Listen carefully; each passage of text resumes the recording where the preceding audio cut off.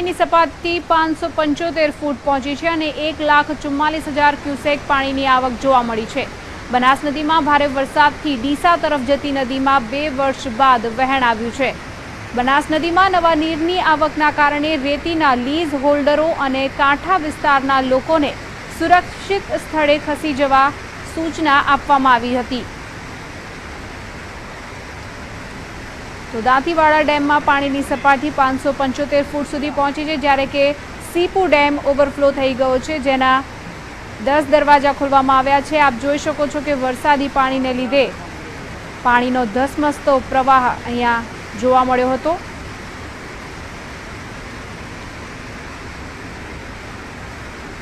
તો ભારે વરસાદને પગલે દાંતીવાડા ડેમમાં અને સીપુ ડેમમાં પાણીની આવક વધી છે। સીપુ ડેમ ઓવરફ્લો થયો છે અને પાણીના ધસમસતા પ્રવાહના દ્રશ્યો જોઈને આપ અંદાજો લગાવી શકો છો કે વરસાદની માત્રા કેટલી હોઈ શકે છે।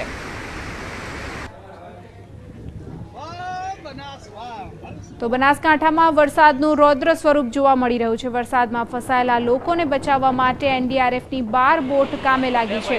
ભારે વરસાદ અને બનાસ નદીમાં પૂરની સ્થિતિના કારણે ધાનેરાના અનેક ગામો પાણીમાં ગરકાવ થયા છે। એનડીઆરએફની 2 ટીમ બનાસકાંઠા પહોંચી છે, સાથે જ સેના અને એરફોર્સને પણ એલર્ટ કરવામાં આવી છે। પાલનપુરના ચિત્રાસણી પાસે આવેલો રેલવે અંડરપાસ પાણીમાં ગરકાવ થયો છે। અનેક ગામોનો સંપર્ક કપાતા વાહન વ્યવહાર બંધ કરવામાં આવ્યો છે, તો લાખાણી પંથક પણ પાણીથી તરબોળ